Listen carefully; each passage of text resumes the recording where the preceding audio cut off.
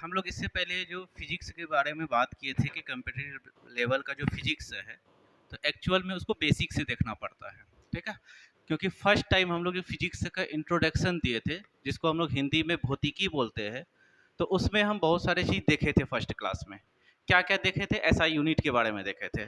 क्योंकि SI unit, जिसको हम लोग एसआई मात्रक के नाम से हिंदी में जानते हैं, तो फर्स्ट क्लास हम लोगों का वही हुआ था कि यूनिट एंड मेजरमेंट है। बट आपको कम्पिटिटिव लेवल का पढ़ने के लिए यूनिट एंड मेजरमेंट के अलावा आपको पढ़ना पड़ेगा डायमेंशन। क्योंकि कुछ क्वेश्चन कहाँ से आता है? डायमेंशन से भी आता है, जिसको हिंदी में हम लोग विमाएँ कहते हैं। तो बेसिक चीज़ में सबसे पहला हम लोगों को जो पढ़ना पड़ा था वो मात्रक पढ़ना पड़ा था, और जिसके बारे में हम लोग कुछ क्लास कर भी चुके थे उसमें, ठीक है। तो आज हम लोग एक्चुअल में जो कम्पिटिटिव लेवल का जो क्वेश्चन जहाँ से आ रहा है फिजिक्स में, क्योंकि फिजिक्स का अपने आप में साइंस का बहुत बड़ा ब्रांच है, पढ़ने लगेंगे तो पूरा उम्र कम है, ठीक है। बट क्या है कि हमको क्वेश्चन अटेम्प्ट करना है एग्जाम में। अब सब चीज़ हमको नहीं पढ़ना है, जो एक्चुअल में आ रहा है उसको पढ़ेंगे। तो इसी के हिसाब से हम लोग एक कंटेंट बनाए हैं कि हमको पढ़ना क्या है। एक्चुअल में यहाँ पे लिखा हुआ है कि जो कम्पिटिटिव इंस्टीट्यूट है 11th-12th के बेसिस पे बीपीएससी प्री और मेंस दोनों जगह क्वेश्चन आ रहा है। क्योंकि आप प्री में देखिएगा कि 2-4 क्वेश्चन जो है फिजिक्स से आ जाता है, वो भी कभी कभी फार्मूला रिलेटेड आ जाता है, या नहीं तो थियोरेटिकल रिलेटेड आ जाता है। तो दोनों हम लोग उसके चलते हम लोगों को एक कुछ इम्पोर्टेंट चैप्टर पढ़ना पड़ता है फिजिक्स से, जो कि 9th 10th और 11th 12th का भी कुछ पार्ट्स को ले लेता है। बट यहाँ पे देखिए मेंस में क्या है कि जब आप साइंस एंड टेक का एग्जाम दीजिएगा, क्योंकि उसमें जो होता है, जो मेंस पेपर में हम लोग लिखते हैं, तो साइंस और टेक का भी एग्जाम होता है, उसमें बहुत सारे क्वेश्चन आपके फिजिक्स से रिलेटेड होता है। तो अगर आप यहाँ पे कर लेते हैं जिसमें करेंट अफेयर्स हैं, करेंट अफेयर्स में क्या होता है कि बहुत सारे चीज़ जो है हम लोगों का साइंस एंड टेक्नोलॉजी के हिसाब से होता है। साइंस एंड टेक्नोलॉजी के जो हिसाब से होता है उसको हम लोग फिजिक्स में जोड़ करके देखते हैं, तो कुछ लगता है ऐसा कि फिजिक्स से ही कंटेंट मिल रहा है। तो इसीलिए फिजिक्स का बेसिक चीज़ होना बहुत ज़रूरी है। इसीलिए हम लोग एक सिलेबस बनाए हैं सर लोगों के हेल्प से, और यहाँ के जो टीम है उसके हेल्प से एक सिलेबस तैयार किए हम लोग कि इसमें पूछा क्या जाएगा। तो हम लोग लगभग 10-12 पेज का है ये, इतना सिलेबस है। बट इसमें हम लोगों को बहुत इम्पोर्टेंट जो चीज़ है जहाँ से क्वेश्चन आ रही है उसको हमको पढ़ना है। तो फिलहाल हम लोग देखते हैं कि यहाँ पे जो लिखा हुआ है एपेक्स शिव गुरुकुल ने निकाला है कि अपना जो है जो कि क्वेश्चन इम्पोर्टेंट है उसको हम लोग अटेम्प्ट करेंगे, ठीक है। जो क्वेश्चन हमारे इम्पोर्टेंट है उसको हम लोग, हाँ, बस इम्पोर्टेंट चैप्टर अभी है, हम देखे हैं इस सिलेबस को तो बहुत अच्छा से कंटेंट बना है ये।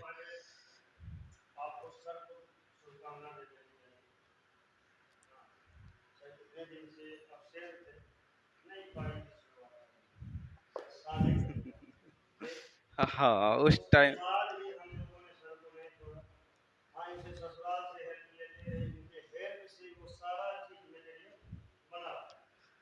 तो इस बीच में वही कंटेंट ही बना था। हाँ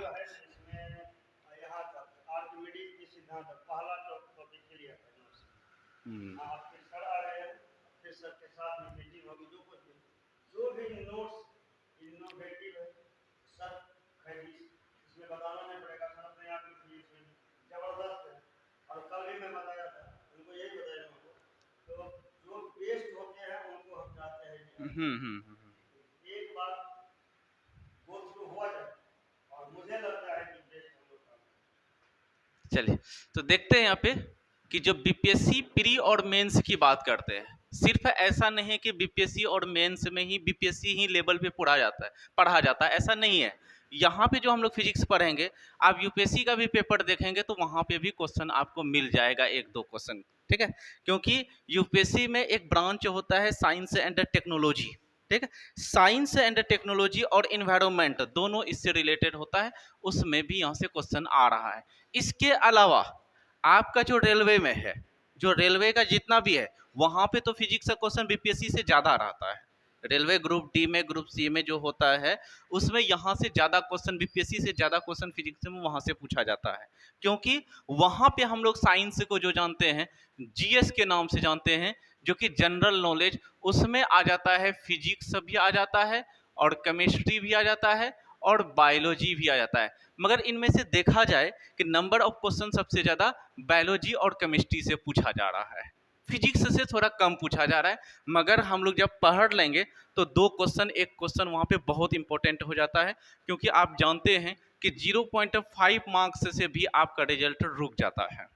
हम लोग ये सब चीज़ झेल चुके हैं, देख रहे हैं कि बहुत सारे लोग है ऐसा एग्जाम दिया है कि फ्रेंड लोग बता रहे थे कि मेरा जो है 0.03 से छूट गया, अब देखिए ऐसे मार्किंग होता है, तो बहुत इंपॉर्टेंट हो जाता है, इसीलिए हम लोग इतना कर रहे हैं। तो यहाँ पे हम लोग जनरल साइंस के नाम से जाने हैं, इसको किस नाम से जाने हैं, जनरल साइंस में जो पहला परीक्षा होता है इसका बीपीएससी का, जिसको हम लोग प्रीलिम्स के नाम से जानते हैं, यानी इसको सामान्य अध्ययन पेपर 1 का भी हिस्सा है ये, क्योंकि जीएस पेपर 1, जो जीएस पेपर 1 होता है, जीएस 2 होता है, इस तरीके से जीएस 1 यहाँ पे जो होता है उससे भी क्वेश्चन आता है। प्रारंभिक परीक्षा के लिए जो भौतिकी है, हमारा फिजिक्स है, वो पाठ्यक्रम नहीं दिया गया है, बट इसके बारे में क्वेश्चन आ रहा है वहां से, ठीक है, इसके बारे में क्वेश्चन आ रहा है। और आगे देखते हैं हम लोग कुछ इंपॉर्टेंट जो यहाँ पे टॉपिक दिया हुआ है, इसको हम लोग करते हैं कि इंपॉर्टेंट टॉपिक में जैसे आपको हम लोग बता रहे हैं यहाँ पे महत्वपूर्ण विषय, जिसको हम लोग इंपॉर्टेंट टॉपिक ये बोलते हैं या सब्जेक्ट बोलते हैं। इसमें एक है आपका मैकेनिक्स, जिसको हम लोग यांत्रिक बोलते हैं। यांत्रिकी में क्या होता है, हम गति का नियम को पढ़ेंगे, किसको पढ़ेंगे, गति के नियम को पढ़ेंगे, ठीक है, किसको पढ़ेंगे, गति के नियम को पढ़ेंगे। तो गति के जो नियम है, गति के नियम को पढ़ेंगे। एक है गति के नियम, जो फिजिक्स में गति का चैप्टर है, तो उसके लिए हमको पूरा गति पढ़ना पड़ेगा। उससे पहले हम लोगों को मात्रक पढ़ना था, वो भी पढ़ लिए हैं। उसके बाद बल, बल जो है फिजिक्स का 9th क्लास का दूसरा चैप्टर में आता है, वो भी पढ़ना है। बल तथा गति के नियम, ये दोनों मिल करके जो है एक चैप्टर हो जाता है क्लास 9th में फिजिक्स का, ठीक है, क्लास 9th का फिजिक्स का। तो हम दोनों लैंग्वेज में वहाँ पे हम पढ़ाएंगे, जैसे हिंदी में भी और इंग्लिश में भी, क्योंकि कम्पिटिटिव लेवल का जो क्लास चलेगा वो बाईलैंग्वेज चलेगा, हिंदी में भी चलेगा और इंग्लिश में भी चलेगा। अब देखिए यहाँ पे कार्य, जिसको हम लोग वर्क बोला करते हैं, ये भी वर्क एनर्जी पावर, जो हम लोग बोले थे कि वर्क कॉमा एनर्जी और पावर जो होता है, ये एक चैप्टर है क्लास 9th का। हमको लगता है कि अगर हम इसमें 2 क्लास ले लेते हैं या 3 क्लास ले लेते हैं, तो इससे एक भी क्वेश्चन आपका बाहर नहीं जाएगा। अगर कोई भी क्वेश्चन आ जाएगा तो उससे बाहर नहीं जाएगा। तो यहाँ पे हम लोग मैकेनिक्स के अंदर में जो आ रहा है वो कार्य, ऊर्जा और शक्ति आ रहा है, ठीक है। ये तीनों मिलकर के एक चैप्टर है, तीनों मिलकर के क्या है, एक चैप्टर, जो कि आपको 11th में भी पढ़ना पड़ता है, बट हम 9th लेवल को ही 11th लेवल बनाएंगे। यहाँ पे हमको क्लास वाइज नहीं करना है, हमको सब चीज करना है। यहाँ पे गुरुत्वाकर्षण, जो कि ग्रेविटेशनल है।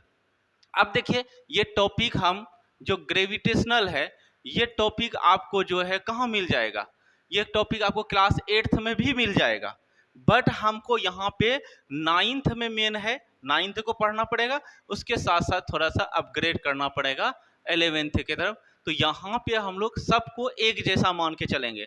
वहीं पे एक होता है बायोन्स फोर्स, तो ये जो है इसी का चैप्टर में है। अगर एक राइटर होता है क्लास 9th का, जो बच्चे लोग पढ़ते हैं, एस चांद का एक बुक है, वहाँ पे जो है दोनों को एक साथ नहीं, उसको एक कर दिया, पर यहीं पे एनसीईआरटी जो है दोनों को एक साथ कर दिया। जो क्लास 9th का एनसीईआरटी है, दोनों को एक साथ कर दिया है। ये टॉपिक को भी हम लोग चैप्टर वाइज चैप्टर स्टडी करेंगे।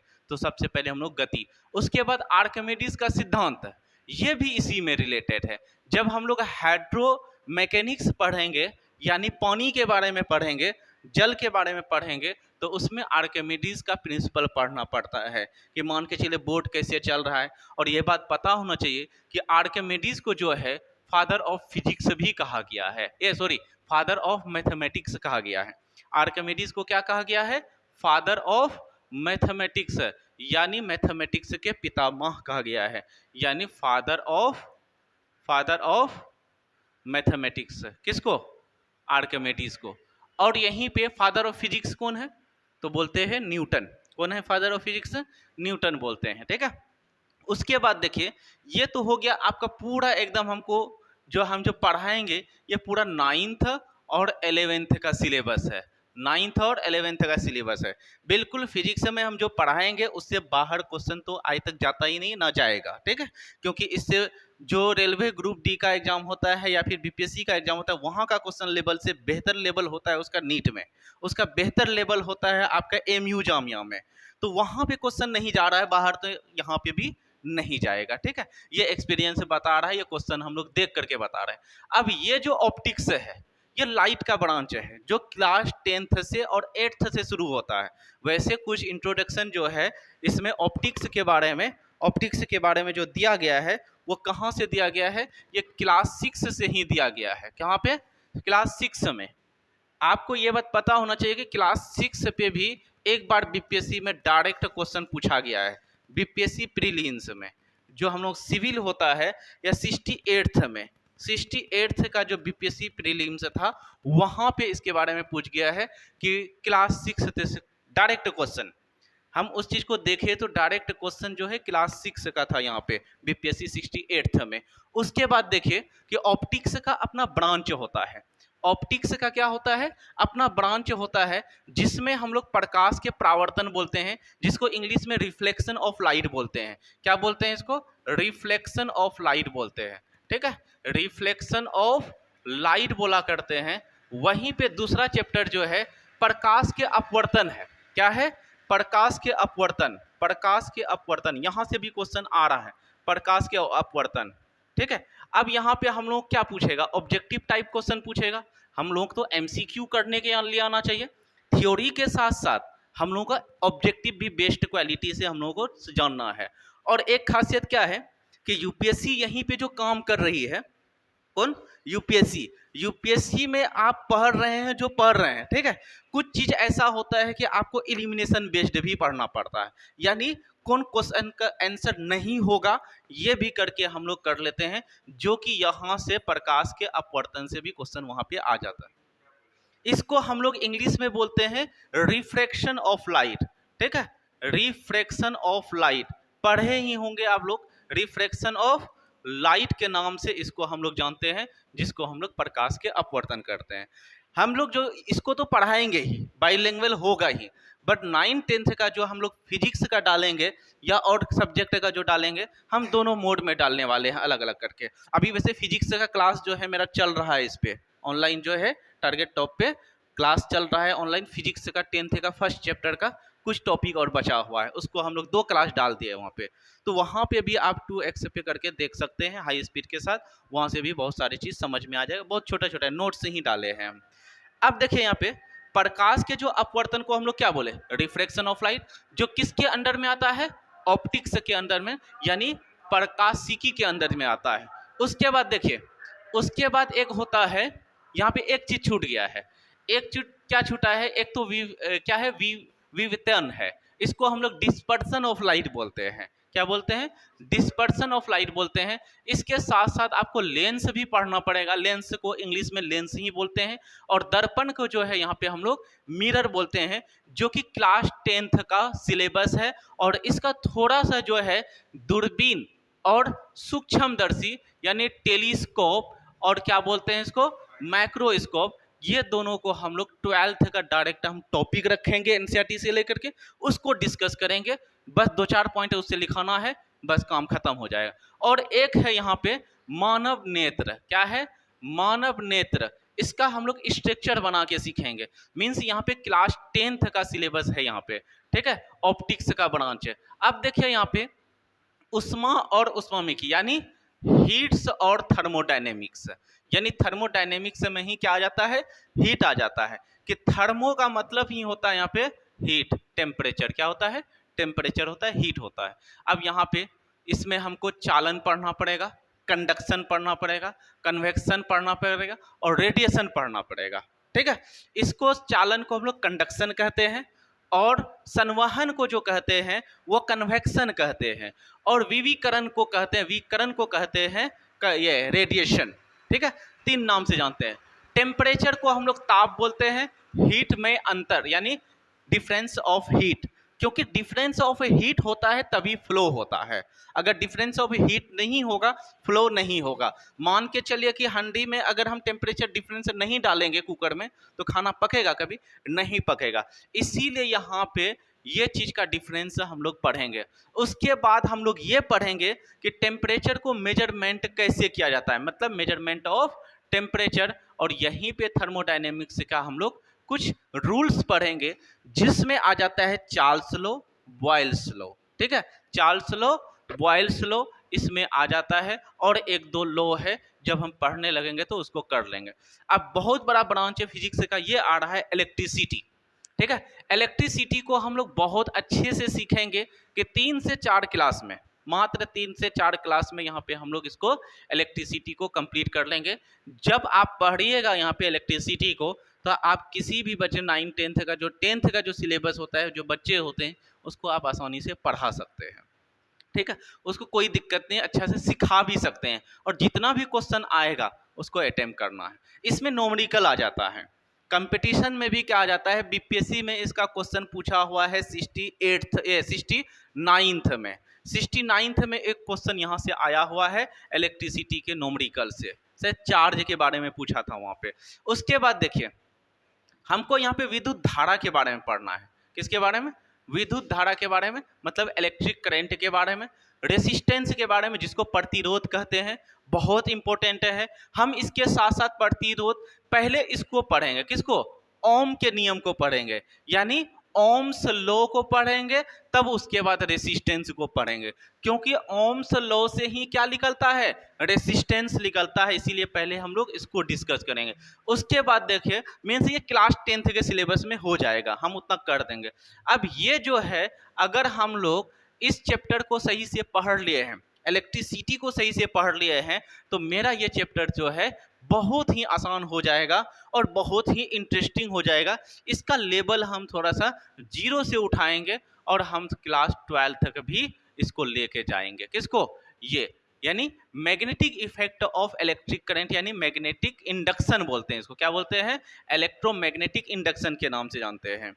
इसका शॉर्ट नाम जो होता है EMI के नाम से भी जानते हैं इसको। किसको? इलेक्ट्रिक मैग्नेटिक इंडक्शन के नाम से जानते हैं। उसके बाद हम लोग घर में जो डोमेस्टिक, यानी घर में जो इलेक्ट्रिक वायरिंग किया जाता है, उसको कैसे, क्या, कहाँ पे पैरेलल होता है, कहाँ पे सीरीज होता है। ठीक है, मतलब कहाँ पे श्रेणी क्रम में जोड़ा जाता है, कहाँ पे समांतर क्रम में जोड़ा जाता है, उसके बारे में हम लोग पढ़ेंगे। और घर का जो वायरिंग होता है वो किस तरीके से किया जाता है, कहाँ पे एमीटर लगा हुआ है, बल्ब है तो बल्ब में कौन सा वायर लगा हुआ है, वो फिलामेंट है तो वो किससे बना हुआ है, वो एलिमेंट है या फिर वो फिर एलॉय है, इसके बारे में भी जानेंगे। अब यहाँ पे इसका उपयोग भी जानना है। वही चीज है कि घर में जो होगा उसका उपयोग भी पढ़ना पड़ेगा। उसके बाद हम लोग बहुत मेजर चैप्टर ही मैकेनिक्स में ही आता है, एक साउंड चैप्टर, जिसका ये चैप्टर, ये वाले जो है गति वाला चैप्टर, जिसको हम लोग मोशन बोलते हैं, जिसका ये चैप्टर कंप्लीट हो जाएगा, वो जो है इसको आसानी से कर सकता है। बस थोड़ा सा डिफरेंस है, उसको सीख लेंगे। अब यहाँ पे ध्वनि का उत्पादन, production of sound, production of sound, यानी ध्वनि का उत्पादन। उसके बाद इसका स्ट्रक्चर भी सीखेंगे हम लोग। किसका? साउंड का स्ट्रक्चर कैसे होता है। ये जो इसका स्ट्रक्चर है, ये लाइट चैप्टर से मिला जुला हुआ है, प्रकाश के परावर्तन से। ठीक है, उसके बाद हम लोग ध्वनि के तरंग का जो गुण होता है, वो मतलब साउंड वेव जो होता है, वो साउंड वेव जो होता है एक लॉन्गिट्यूडनल वेव होता है। लॉन्गिट्यूडनल वेव का हम लोग स्ट्रक्चर देखेंगे, और उसमें वेव लेंथ देखेंगे, और उसमें ट्रफ और थ्रो के बारे में, ट्रफ और क्रेस्ट के बारे में जानेंगे यहाँ से। ठीक है, इतना चीज़ जानने के बाद हम लोग फिर मॉडर्न फिजिक्स में आ जाएंगे।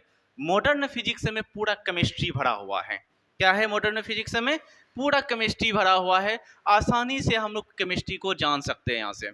ठीक है, जिसका केमिस्ट्री थोड़ा सा भी बेहतर है, तो उसका यहाँ पे ये चीज़ आप जानते हैं कि स्ट्रक्चर ऑफ एटम जो है, यानी परमाणु के संरचना जो होता है, ये क्लास 9th में एक चैप्टर ही दिया हुआ है। क्या दिया हुआ है चैप्टर? कि स्ट्रक्चर ऑफ एटम्स। क्या नाम है? Structures of atoms. Structure of atom के बारे में हम लोग वहाँ पे सीखते हैं। हम तो वैसे कंटेंट जो जब बनाएंगे तो उस कंटेंट को क्लास 9th से भी देंगे, और जो लूसेंट है, ठीक है, क्योंकि लूसेंट का भी एक्सप्लेनेशन हम करेंगे। जो लूसेंट हम लोग पढ़ते हैं एग्जाम के लिए, उससे क्वेश्चन जो है एग्जैक्ट डायरेक्ट नहीं पूछता है, बट टॉपिक तो वही है ना, डायरेक्ट वहां से क्वेश्चन नहीं आता है, बट वही टॉपिक से क्वेश्चन आता है, उसी को हमको डील करना है। उसके बाद आप देखिए रेडियो धर्मिता यानी रेडियो एक्टिव, ये भी जानना पड़ेगा, यानी न्यूक्लियर फ्यूजन के बारे में जानना पड़ेगा। उसके बाद न्यूक्लियर फिजन के बारे में जानना पड़ेगा, और इसका जो है बेसिक सिद्धांत भी हम लोग जानेंगे। तो इतना चीज जो है फिजिक्स में हम लोग कहाँ कहाँ से सीखेंगे। पहले आपको ये तो क्लास 9th चले जाएगा, 9th और 11th चले जाएगा, ठीक है, और ये वाले जो चले जाएगा ये क्लास 8th और 8th के साथ साथ मेरा किस क्लास में जाएगा, ये 10th और 12th चले जाएगा, ये 3 क्लास में है।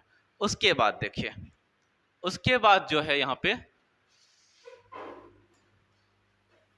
ये जो है ह्यूमन आई, इसको भी हम लोग 1-2 क्लास में, मतलब ज़्यादा से ज़्यादा 2 क्लास में लगता है कि इसको ख़त्म कर दें, और हमको लगता है क्लास 10th का जो पढ़ा देंगे ना, उसमें ये सारे चीज़ हो जाएगा, क्योंकि मेरे पास नोट्स है इसका, हिंदी मीडियम में है, बट इसको इंग्लिश मीडियम में भी हम यहाँ पे प्रोवाइड कराएंगे।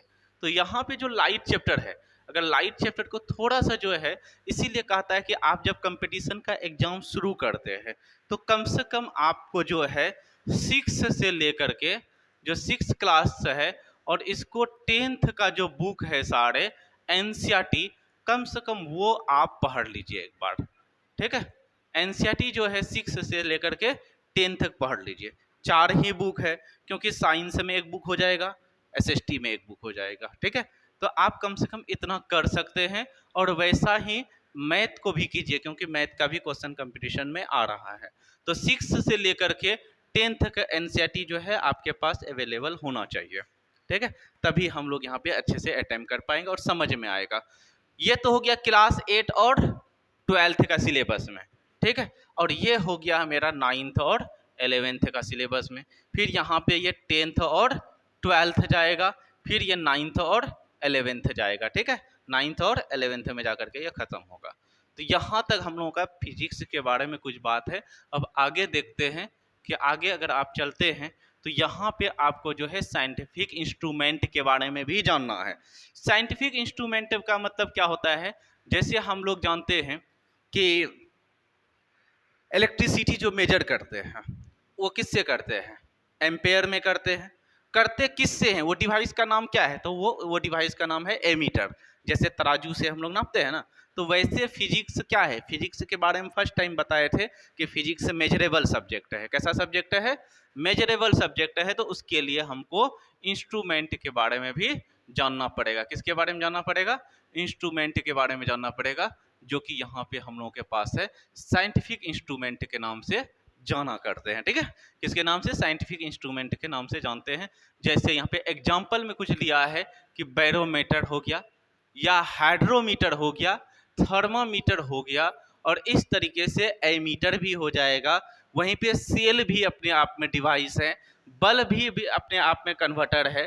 तो बहुत सारे इसमें साइंटिफिक इंस्ट्रूमेंट आएगा, जो कि उन्हीं में से 1-2 क्वेश्चन उठा करके दे सकता है, ठीक। तो हम लोग इसमें जो इम्पोर्टेंट रहेगा तो धीरे धीरे हम लोग सीखते चलेंगे। जैसे सिलेबस कवर होते जाएगा वैसे वैसे कुछ कुछ इंस्ट्रूमेंट के बारे में सीखते जाए। तो वही बात किए हैं यहाँ पे। देखिए हमारे टीम क्या कर रहे हैं कि तैयारी के लिए आपकी सुझाव है कि पुस्तक कम से कम एनसीईआरटी होना चाहिए, जो 9th और 10th का। बट हम क्या बोले हैं कि 6 से बेसिक स्टार्ट होता है, क्योंकि वहाँ भी छोटा छोटा डिफिनेशन दिया हुआ रहता है। 11th 12th कुछ क्वेश्चन यहाँ से भी आ रहा है। पिछले वर्षों का प्रश्न पत्र, तो प्रीवियस जो क्वेश्चन होगा वो तो यहाँ पे आपके साथ हम कराएंगे, ठीक है। आपके साथ जो है मान के चलिए इसका टेस्ट सीरीज चलेगा, कोई क्वेश्चन है टेस्ट सीरीज जब चलेगा तो उनमें से सभी सब्जेक्ट का क्वेश्चन होगा। तो सब्जेक्ट बाय सब्जेक्ट जो है सभी सर क्या करेंगे, अपना अपना सिलेबस को कवर करेंगे, जो भी टेस्ट सीरीज में जो भी क्वेश्चन आएगा, जैसा भी आएगा, तो ये बहुत इंपॉर्टेंट रखता है। इससे हमको अंदाजा मिलता है कि फिजिक्स का क्वेश्चन या किसी भी सब्जेक्ट में किस एग्जाम में किस टाइप का क्वेश्चन पूछा जाता है, वो हमको यहाँ से प्रीवियस क्वेश्चन से, जिसको हम लोग PYQ के नाम से जानते हैं, मतलब प्रीवियस ईयर क्वेश्चन के नाम से जानते हैं, बहुत जरूरी है इसका। दैनिक जीवन की से जुड़ाव, अब डेली लाइफ से जो है, आजकल क्वेश्चन पूछने का तरीका ही यही है कि जो क्वेश्चन पूछ रहा है ऐसा लगेगा कि कोई कहानी बता रहा है पहले, तो मतलब डेली लाइफ से क्या कर रहा है, वो रिलेट कर रहा है। तो डेली लाइफ में जो रिलेट कर रहा है, तो हम उसके रिलेटेड जो है, जैसे मान के चलिए आप गाड़ी चला रहे हैं, ठीक है, गाड़ी डिस्टेंस कवर कर रहा है, कुछ डिस्टेंस कवर कर रहा है, तो उस डिस्टेंस को मेजर करने वाले डिवाइस का नाम क्या है। उसके बाद आप डेली पानी को ठंडा करते हैं रेफ्रिजरेटर में, तो उसका फंक्शन जानना है, वहाँ पे इवापोरेशन जानना है। अब मान के चलिए आप अचानक क्या करते हैं, कपड़ा धो करके लाते हैं, धूप में फैला देते हैं, क्या होता है कि पानी उसका गायब हो जाता है।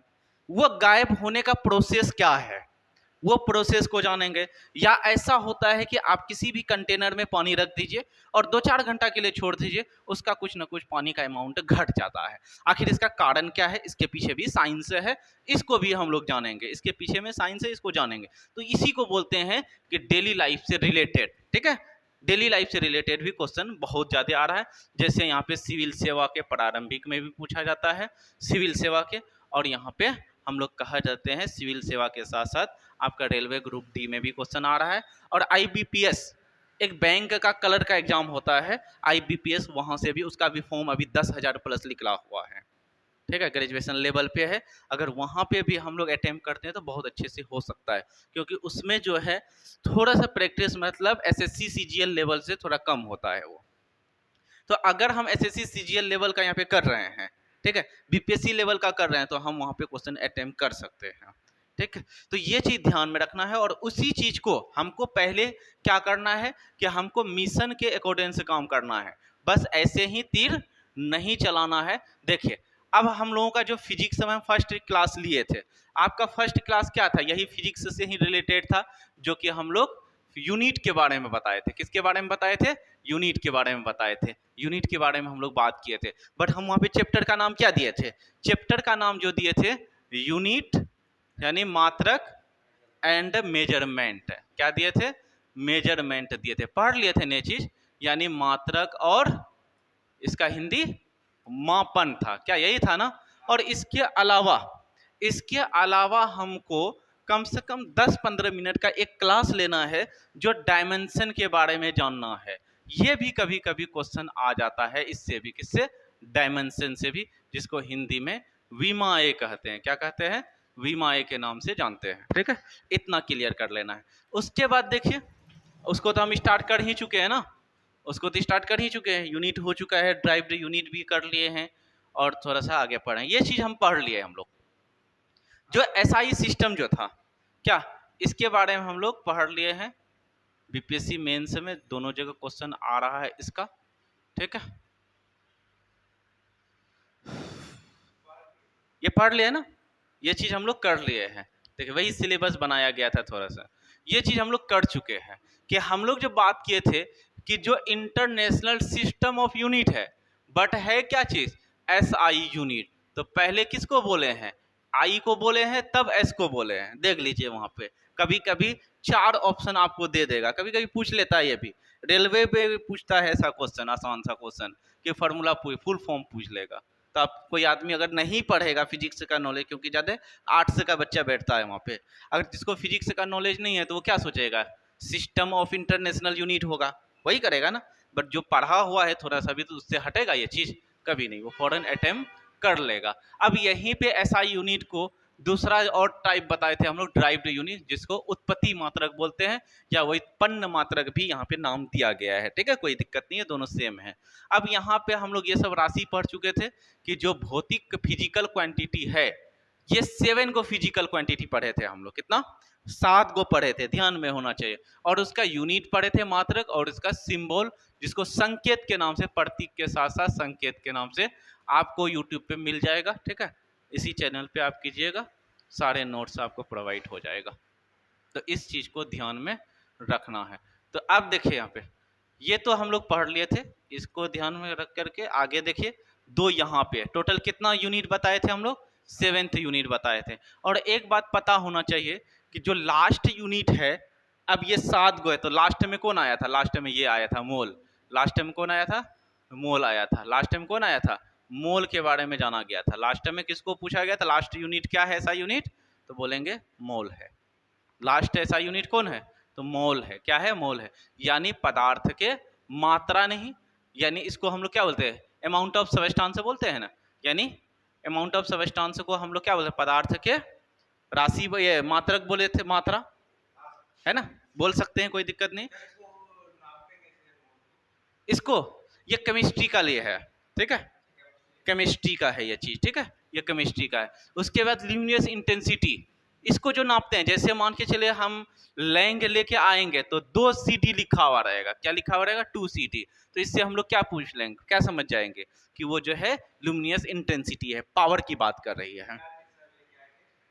बल्ब है, ठीक है, बल्ब चमक रहा है, कितना इसमें चमक है, तो वो 2 CD में लिखा हुआ है, इसका मतलब इतना चमक है।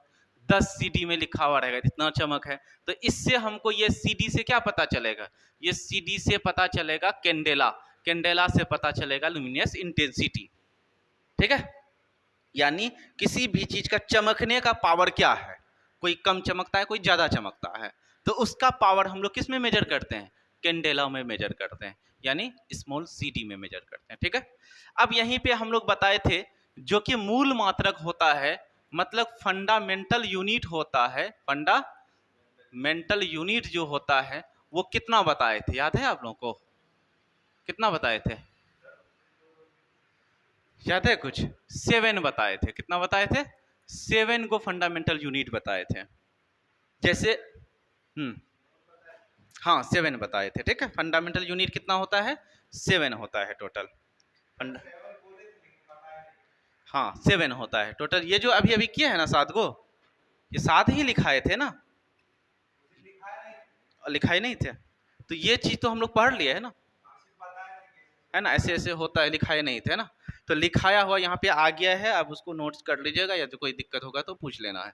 तो फंडामेंटल यूनिट को टोटल कितना है, 7 को है। इसको हिंदी में हम लोग क्या कहते हैं, मूल मात्रक कहते हैं, क्या कहते हैं, मूल मात्रक कहते हैं। जो 7 होता है, कितना होता है, 7 मूल मात्रक है। और वही 7 मूल मात्रक से जो होता है ड्राइव्ड यूनिट बनता है, जिसको उत्पत्ति मात्रक के नाम से, यानी व्युत्पन्न मात्रक के नाम से जाने जाते हैं। अब देखो कि मान के चलिए, आपको ध्यान में रखना है कि इंग्लिश अल्फाबेट में 26 लेटर ही है, कितना है, 26 लेटर ही है। बट दुनिया में जो है लगभग 8 बिलियन आदमी है, ठीक है, कितना बिलियन आदमी है, 8 बिलियन आदमी है। अब आपको पता होना चाहिए कि ये 8 बिलियन आदमी का जो नाम है इसी 26 लेटर पे है, ठीक है। तो वैसे ये 7 यूनिट जो है, 7 को फंडामेंटल यूनिट, इससे जो है बहुत सारे ड्राइव्ड यूनिट बनाया जा सकता है।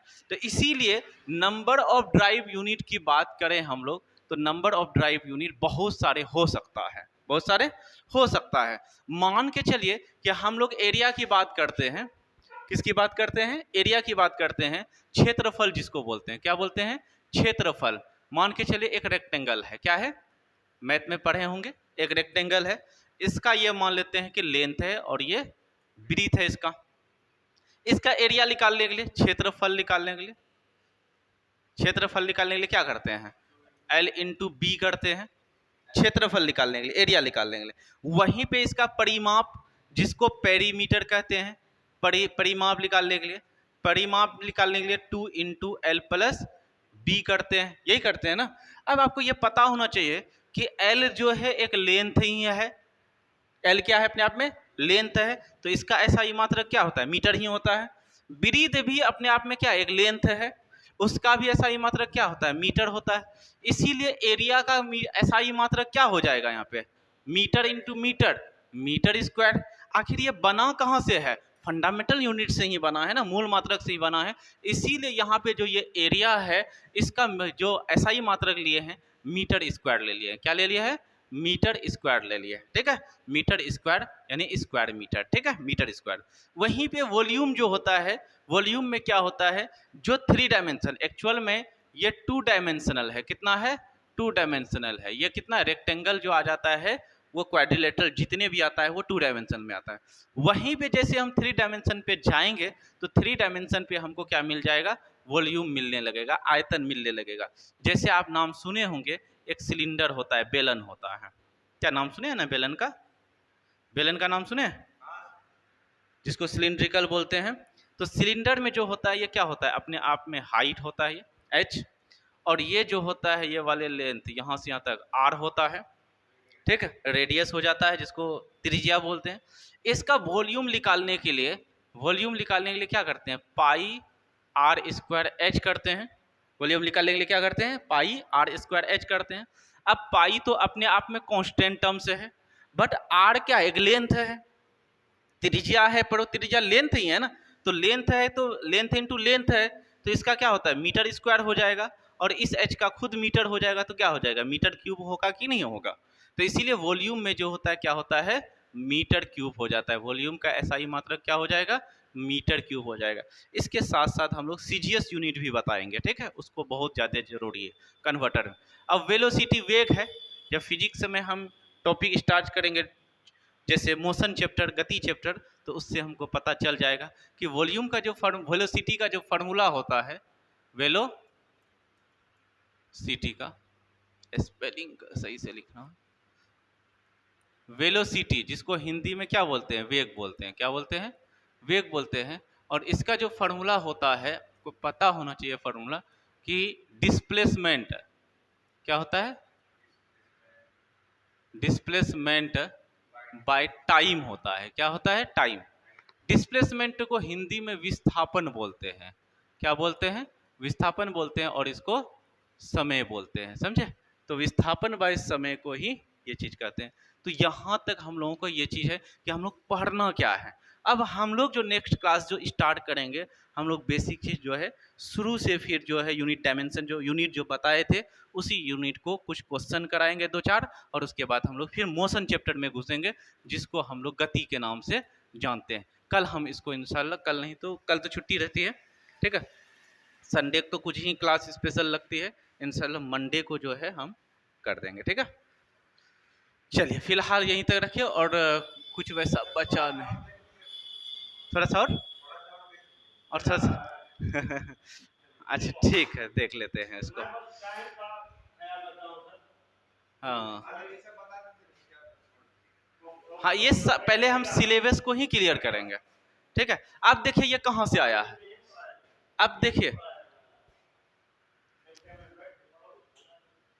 अब देखिए यहाँ पे कि ये भी क्या है, फिजिक्स का ही रिलेटेड है। फिजिक्स में हम लोग जब मोशन चैप्टर पढ़ेंगे, जिसको गति के नाम से जानते हैं, तो वहाँ से हमको पता चलेगा कि जैसे सबसे पहले हम लोग डिस्टेंस के बारे में जानेंगे, ठीक है, फिर डिस्प्लेसमेंट के बारे में जानेंगे, डिस्प्लेसमेंट जिसको हम लोग विस्थापन कहते हैं हिंदी में, इंग्लिश हिंदी दोनों चलेगा, ठीक है।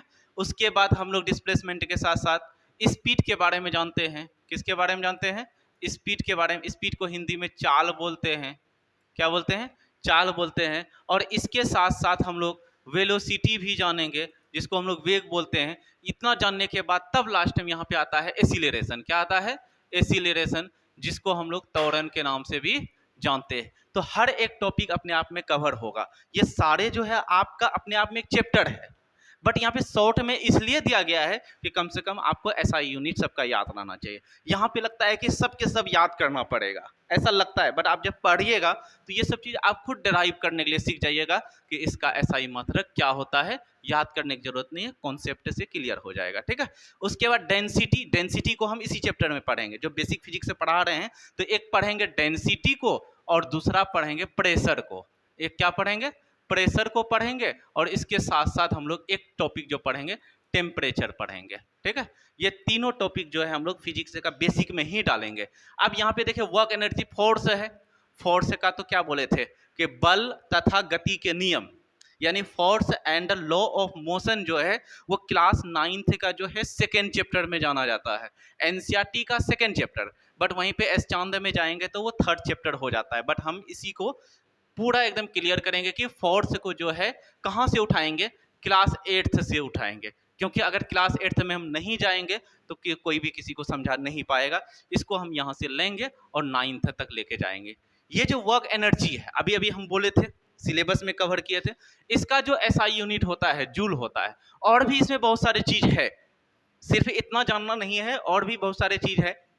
सिंबल होता है, अदर यूनिट भी होता है इसका, जैसे मान के चलिए न्यूटन मीटर। तो वर्क का जो है न्यूटन मीटर क्यों होता है, कैसे होता है, यहाँ तो SI यूनिट पर है और ये भी एक एक्स्ट्रा यूनिट आया। तो ये आया कहाँ से, ये चीज हम लोग फार्मूला से सीखेंगे। अब ये जो है मीटर स्क्वायर, ये नहीं, ये जो है यहाँ पे देख लीजिए, यहाँ पे एनर्जी है, एनर्जी का जूल है, यहाँ पे मीटर स्क्वायर पर सेकेंड स्क्वायर लिखा गया है, केजी मीटर स्क्वायर पर सेकेंड स्क्वायर। ये चीज आया कहाँ से, सिर्फ ये चीज देखने से नहीं होगा, ये आया कहाँ से हम वो चीज ड्राइव करके बताएंगे। ये चीज हो गया, हर एक अपने आप में टॉपिक है, हर एक चैप्टर है यहाँ पे। अब यहाँ पे पावर को लीजिएगा, जिसको शक्ति बोलते हैं, ये भी अपने आप में आपका क्लास 9th का ही टॉपिक है। अभी अभी चैप्टर के बारे में बताए थे कि जो वर्क एनर्जी पावर एक चैप्टर है क्लास 9th का, वो 11th में भी है, ठीक। बट हम 9th से 11th के लेवल तक लेके जाएंगे। अब इसका SI यूनिट वाट होता है। अब ये चीज आया कहां से, इसके बारे में पता करें। प्रेशर के बारे में बोले कि हम फर्स्ट चैप्टर में ही, जो नेक्स्ट क्लास होगा प्रेशर के बारे में हम वहां पे डिस्कस कर लेंगे। पास्कल क्यों होता है, या न्यूटन पर मीटर स्क्वायर क्या क्यों हुआ, या पास्कल ही क्यों है इसका, ये पास्कल है क्या चीज, पास्कल कोई साइंटिस्ट है या कोई और चीज है, इसके बारे में भी डिस्कस करेंगे। और इसने कुछ लॉ भी दिया है, इसके बारे में भी हम लोग डिस्कस करेंगे। फ्रीक्वेंसी होता क्या चीज है, साउंड के चैप्टर में पढ़ेंगे कि फ्रीक्वेंसी होता क्या चीज है। इससे हर जो है हमारा जो साउंड आ रही है, रेडियो जो चला रहे हैं, मोबाइल जो चला रहे हैं, इसमें कैसे साउंड आ रही है, हमारे घर में जो इलेक्ट्रिसिटी है वो कितना हर्ज का चलता है। और मोबाइल में जो है, जो सुने होंगे कि जब रेडियो बजता है तो उसमें लिखा होगा 103.7 मेगा हर्ज, सुने होंगे, है ना, होता है ना। रेडियो जब सुनेगा तो इतना पे जो है पूर्णिया, कांतिपुर, ये पूर्णिया ही लगता है इस पे, ठीक है, 103.7 पे, तो मेगा हर्ज लगाता है। तो यहाँ पे भी फिजिक्स का टॉपिक है। आखिर ये आया कहाँ से, कैसे वो चलता है।